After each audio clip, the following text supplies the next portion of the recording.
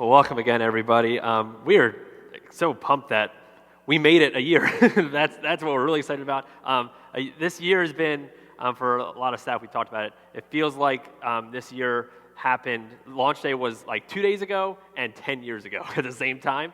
So I'm just so happy you guys are here to celebrate with us. And you guys get a free present as you leave, just so you know. And here's what it is. You get an awesome Impact Church decal to put on your car. So as you leave today and you walk out those doors, there will be greeters handing these out to everybody that has a car. And if you don't have a car, you can take them and put it wherever you want, okay? So make sure you grab them. We have plenty of them. That's for you. But I do want to talk about some of the impact by the numbers over this past year. Some of these numbers are pretty fun. So just so you guys know, here's what has happened over the past year. This past year, you all have drank over 750 cups of coffee, okay?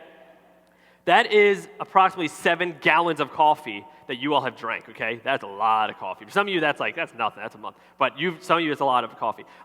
We have ran 59,095 feet of cord. Okay, so all the cords you see, I made Pat do the numbers that he hated me for it. 59,095, that is here to Ellicott City. So in a year, that's how much feet of cord we have run. That's a lot.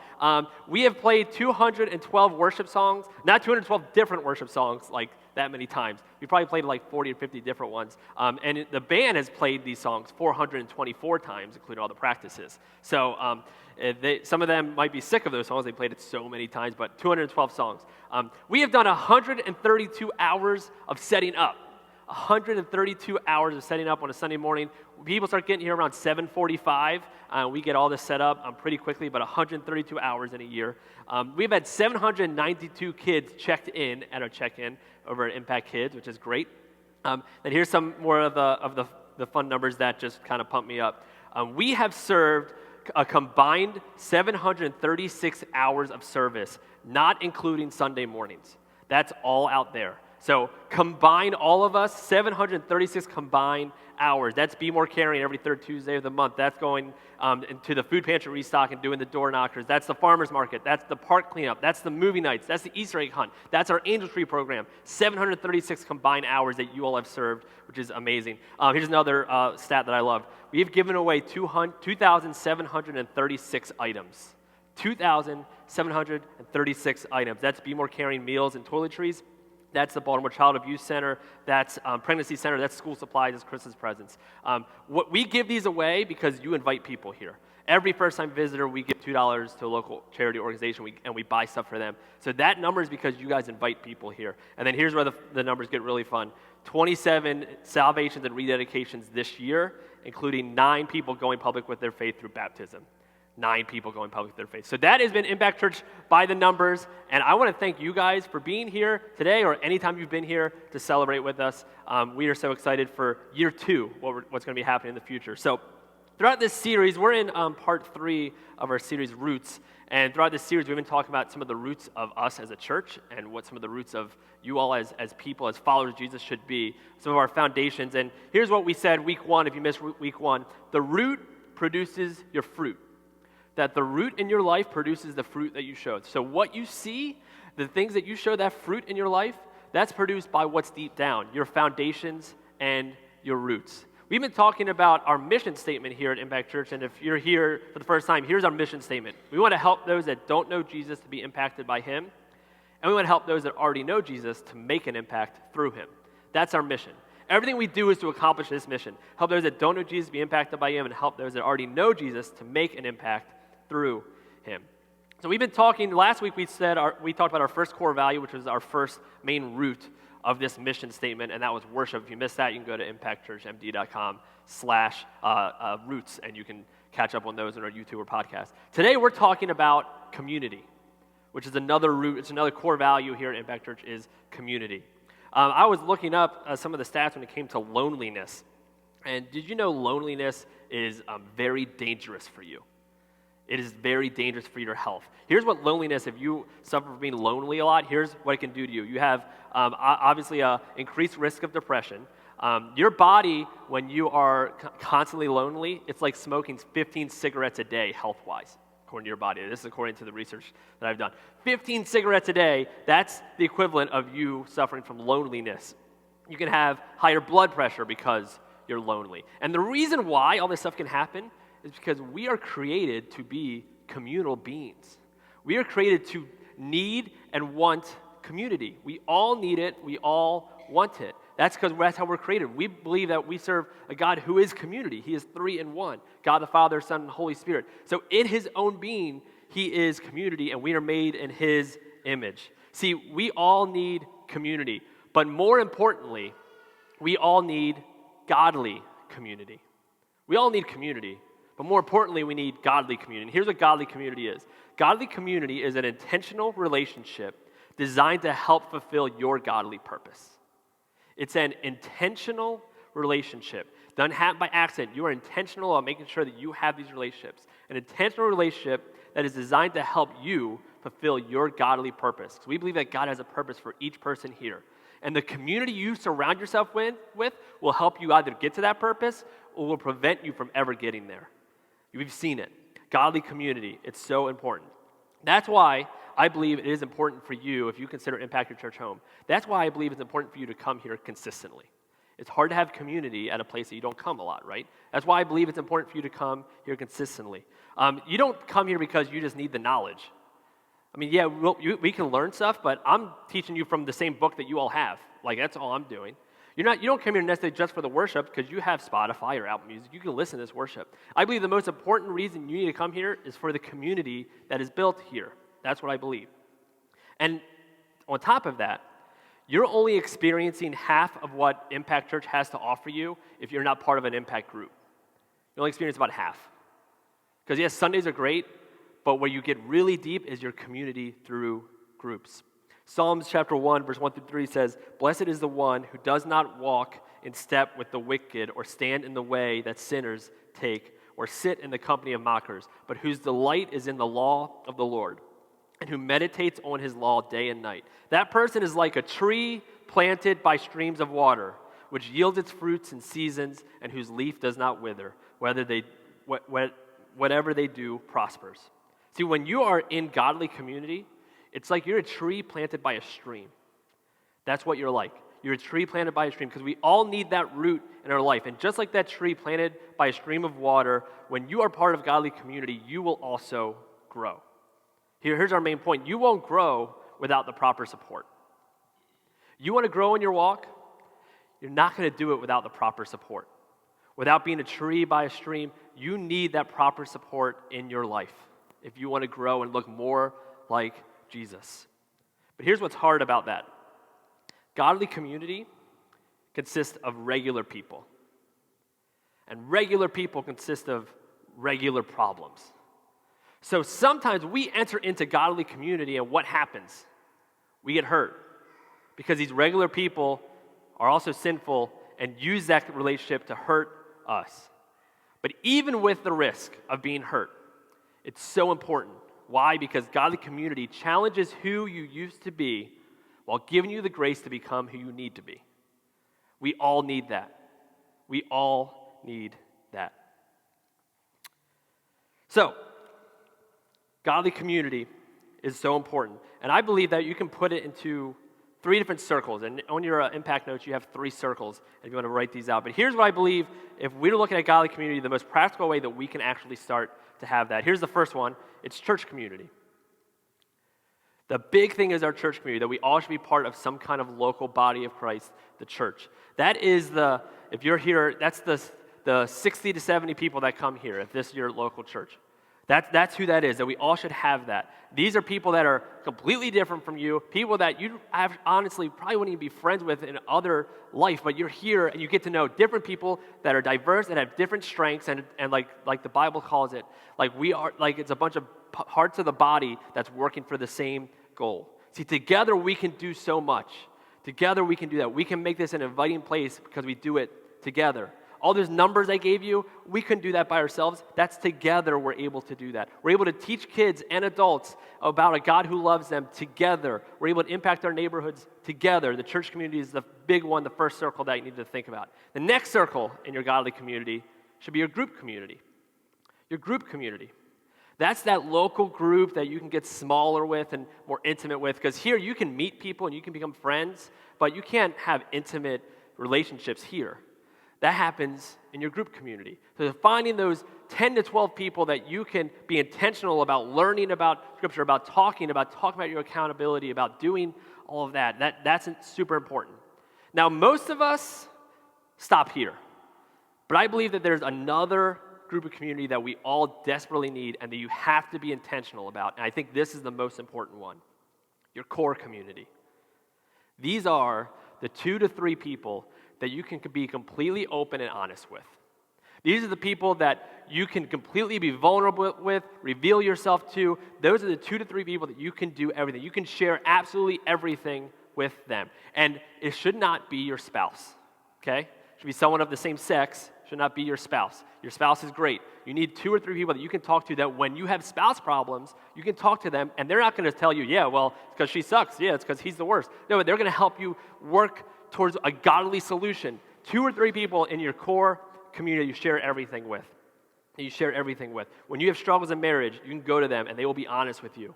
And they will talk to you about it. When you have doubts in your faith, you can go to them and you can talk to your doubts, and they're not going to judge you about it. When you get angry at work and you don't know why, you can go to your 2 or 3 core people, and they can talk to you about solutions on how to fix this. And this should not be anyone. This should be people that are willing to run the same race as you, that are willing to run with you to the same destination. And we get this example from Jesus. This is where we get this example from. See, Jesus, he had thousands of followers. If you say you're a follower of Jesus, then we're part of the bigger body of Christ that is a lot more than us. But he also had 70 disciples that followed him around. 70. That was his church community. But out of those 70, there was 12 he hung out with all the time.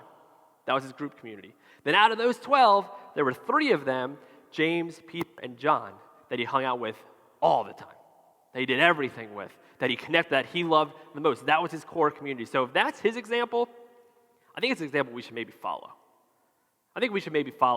That example. But there's 4 things I want to talk to you about that if you decide to do this, to enter into godly community, into a church community, into a group community, and then, more importantly, a core community. 4 things that are going to happen. 4 things. Number 1, you will start to move into purpose. You will move into purpose. I remember when we were planting Impact Church and we were thinking about it years ahead of time, I talked to my wife and we talked to some people. Then I went to some of my core community and asked them what they thought.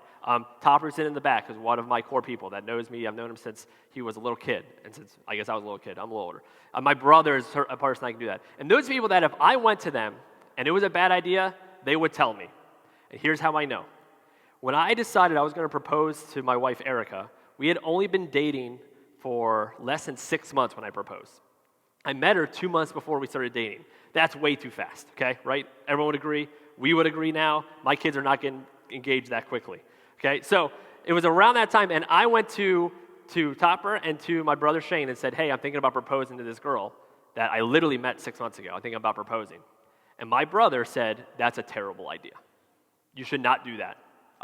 Listen, I like her. It's way too quick. You should not do that. And he was completely honest. He did not hold anything back. And because he's part of my core community, I didn't get mad. I said, you know what?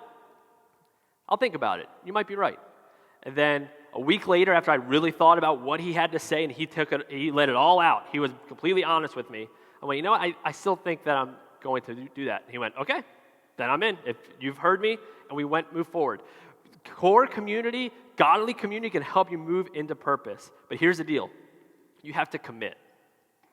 You have to commit to this. You can't just hope that this community just happens on its own. You have to commit. You have to sacrifice in order to have this happen. Let's look at the example of Jesus and Peter. Let's look at that example in Matthew chapter 4, verse 18 through 20. As Jesus was walking beside the Sea of Galilee, he saw 2 brothers, Simon, who will later be called Peter, and his brother Andrew. They were casting a net into the lake, for they were fishermen. Come, follow me, Jesus said, and I will send you out to fish for people. At once, they left their nets and followed him. Simon, who will later be called Peter, he dropped everything to follow Jesus into this new purpose. See, godly community, it takes sacrifice. If you want to move into that purpose, it takes sacrifice. You might have to sacrifice some time to make sure that you are finding those core people or that group or that church in order to make sure you have that community. It's going to sacrifice time. You might have to sacrifice habits that you have in your life things that are not working. You might have to sacrifice other friends. This is hard, but you might have to sacrifice some other friends in order to have friends that are actually going to take you to the direction and the destination you actually want to go. But when you are intentional and you're willing to sacrifice, it will lead to purpose. Let's see how it continues in Matthew chapter 16, verse 17 through 18. Jesus replied, "Blessed are you, Simon, son of Jonah, for this was not revealed to you by flesh and blood, but by my Father in heaven. And I tell you that you are Peter, and on this rock I will build my church, and the gates of Hades will not overcome it." See, Simon had a good purpose. He was a fisherman. Good job. Good job and good purpose. That was great. But Jesus took Simon and transformed him to his new purpose of Peter. And Peter was the rock. And that's what Jesus built his church on the rock, Peter. See, godly community speaks into who you will be more than who you are. We all need that. There are times you're going to mess up, but you need your godly community to be around you and say, listen, you are a faithful man of God. Even though you're pretty inconsistent right now, you are a faithful man of God, and if you keep going, you will move into that purpose. Listen, you are a loved daughter. I know you feel broken right now, and I know you feel worthless, but you are a loved daughter of the King. We all need that community to move us into purpose, number one. Move us into purpose. Number two, when you part of God of the community, you will be challenged. I promise that you will be challenged. When you are in true godly community, you will be challenged. See, godly community cares more about you than it cares about your acceptance. Because we all desperately crave acceptance. We all want that. Godly community cares more about you than just you accepting them. Listen, I had some friends that were really fun to hang out with, and they loved that I liked them.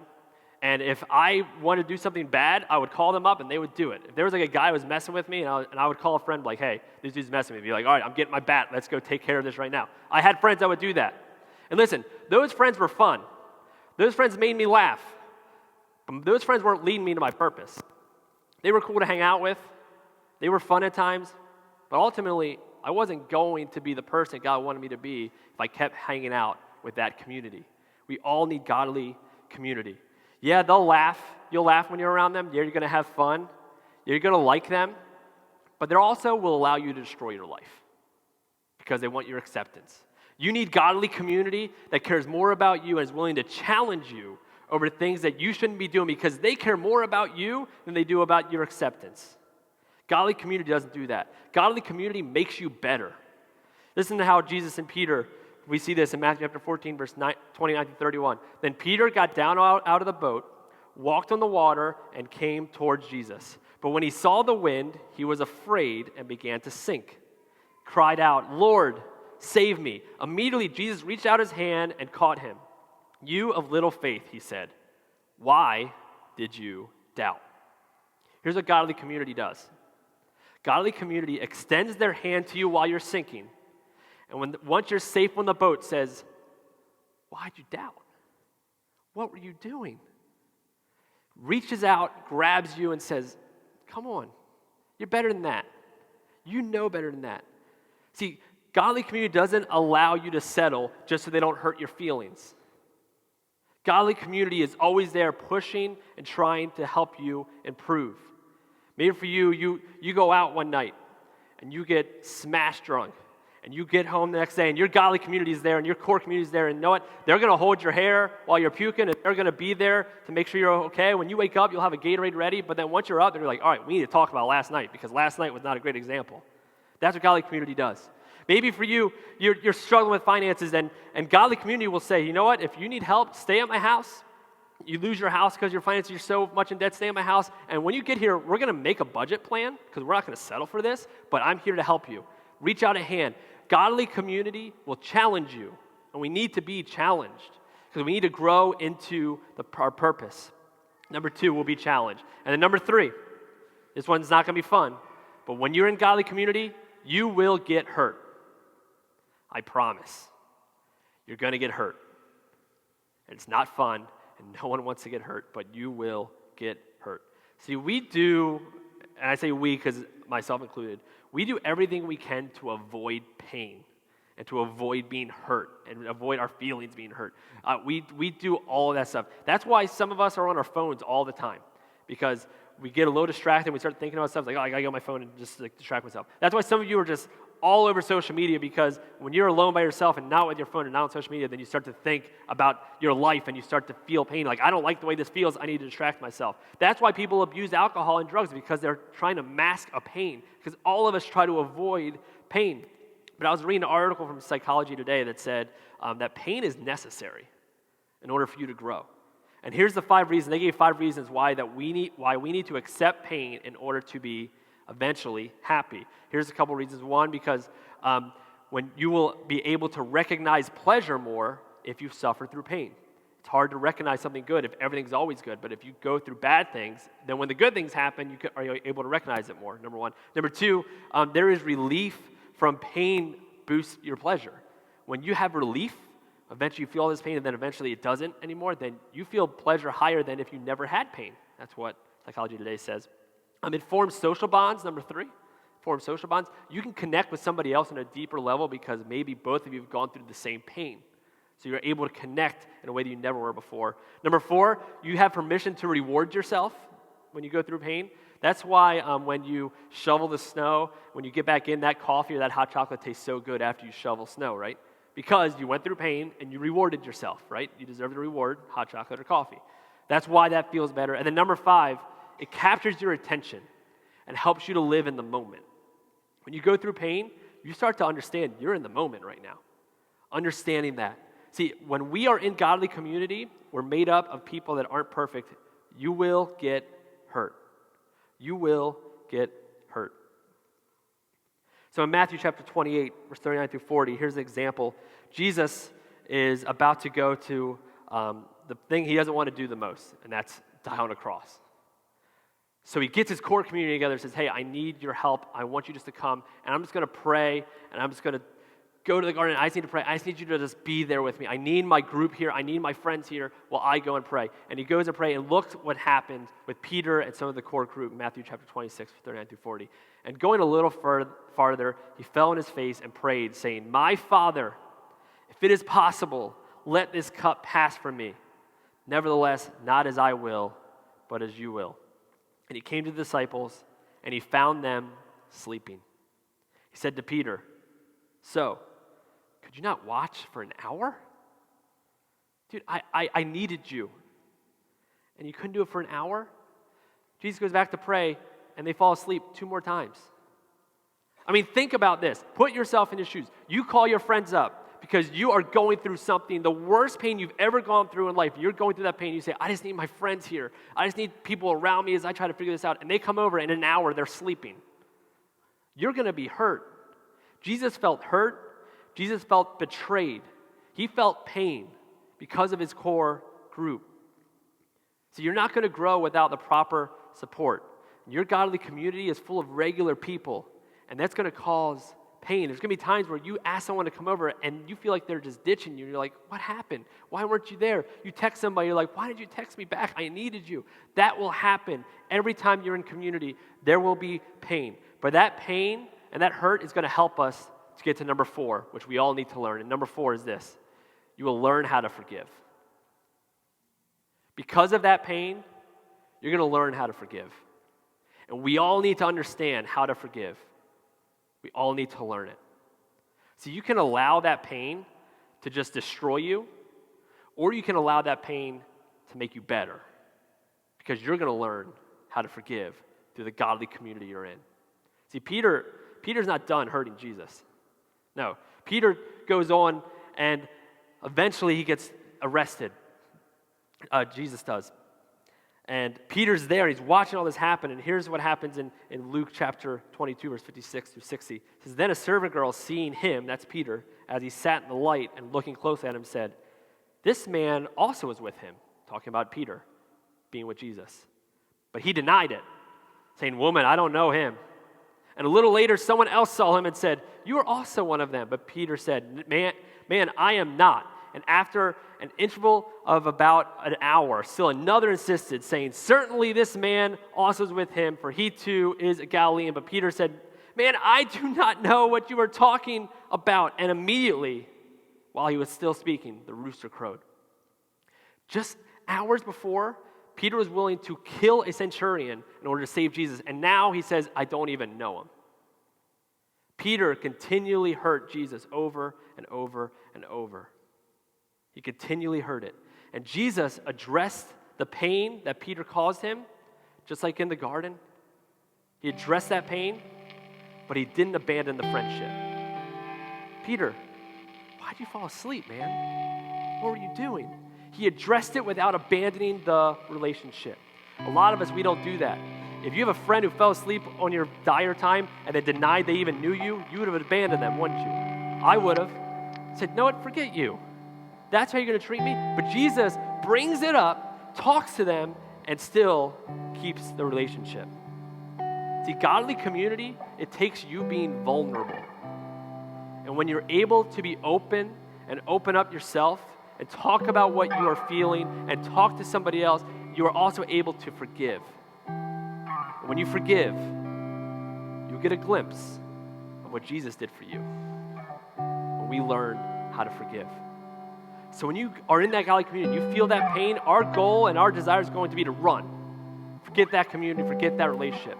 But Jesus didn't run. He addressed it and he brought it up. And some of you might need to bring it up with some friends. Hey, I feel like we haven't been connecting. Hey, when you did this, it's really hurt me. You might need to bring that up.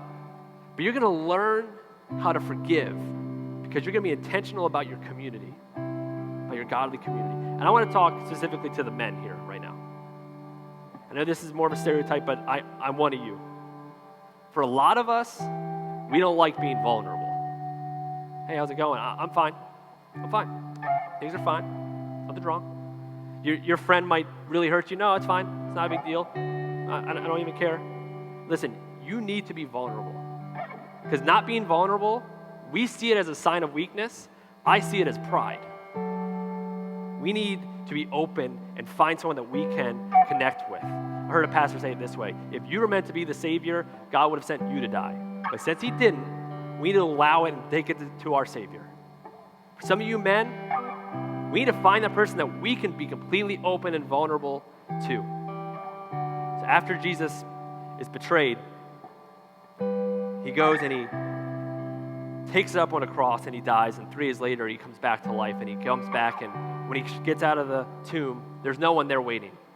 Jesus said he was coming back 3 days later to Peter, to his core group, to his community. They weren't there because they didn't believe him. They would have been there. They're out. And know what Peter's doing? He's fishing. He went back to his old life because it's over. And then look how Jesus responds to Peter in John chapter 21, 15 through 17. Oh, sorry, yeah, go back. Tyler, I'm sorry. Oh, sorry, go back again. I'm confused myself, my bad. He comes and he's by the beach, and Peter's on this boat.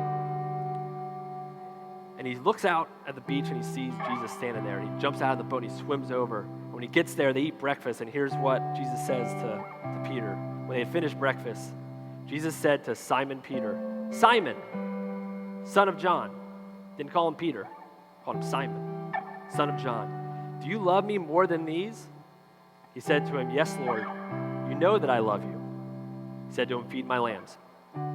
He said to him a second time, Simon, son of John, do you love me? He said to him, yes, Lord, you know that I love you. He said to him, tend my sheep. Then for a third time, Simon, son of John, do you love me? Peter was grieved because he said to him a third time, Lord, you know everything. You know that I love you. Jesus said, feed my sheep. Jesus was talking to Peter's old nature. He said, Peter, you claim to love me. You claim to have love for me. But do you love me for what I've done, or do you love me for me? See, Peter had lied to Jesus. Peter wasn't there when Jesus needed him. Peter fell asleep on Jesus, and then Peter went back to his old nature to be Simon fishing on a boat again. But Jesus still did not give up on the relationship. Why? Because godly community is important. you won't grow without the proper support.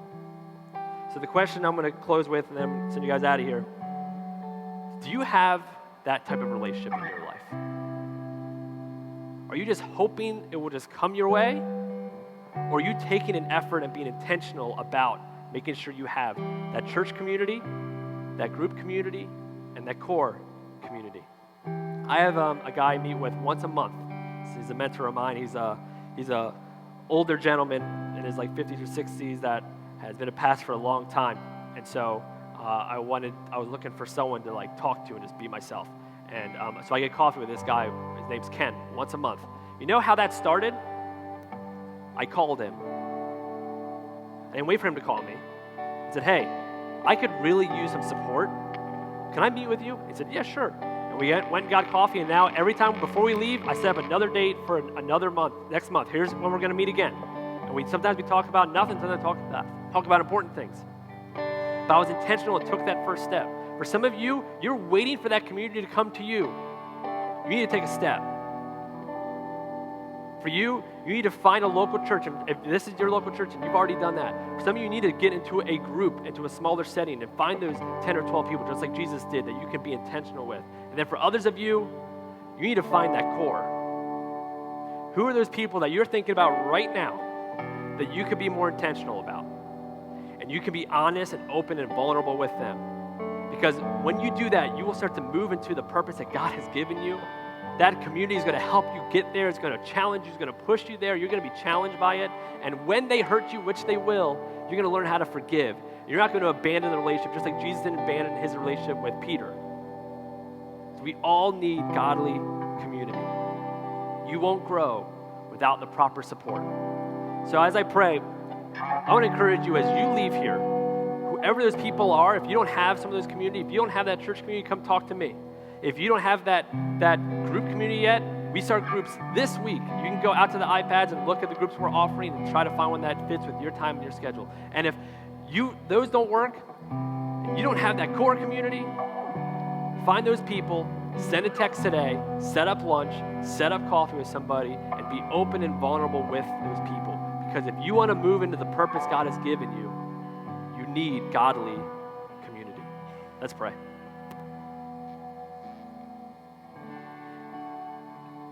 Dear God, I thank you for being a communal God, a God that has made us in your image, and a God that wants us to have a relationship with you and wants us to have a relationship with each other. God, I pray for all of us in the room here. We all know we need community. We all know we need relationships. But for some of us, it's hard to take that first step, to be intentional about having godly community. God, I pray that you just convict us. Remind us how important it is to have the right community. Because you have a purpose for us, and the people we hang out with can prevent us from getting to that purpose. God, I pray the people here that are looking for a church home, that they are able to find it, whether it's here or anywhere else, that they are able to find a place that they can be with a bigger group. For the people here that are looking for a smaller group, I pray that they're able to find one here or be able to find one that fits their schedule. Dear God, for the people that desperately need a core community, pray that you encourage them this week. You remind us, send that text to be intentional. God, I thank you for the example you give us of community. That even when it hurt, and even when your relationships were hurting you, and even when we hurt you, you don't abandon it. And thank you for being a God that loves us and wants to have community with us. We love you and we praise you. In your son's name.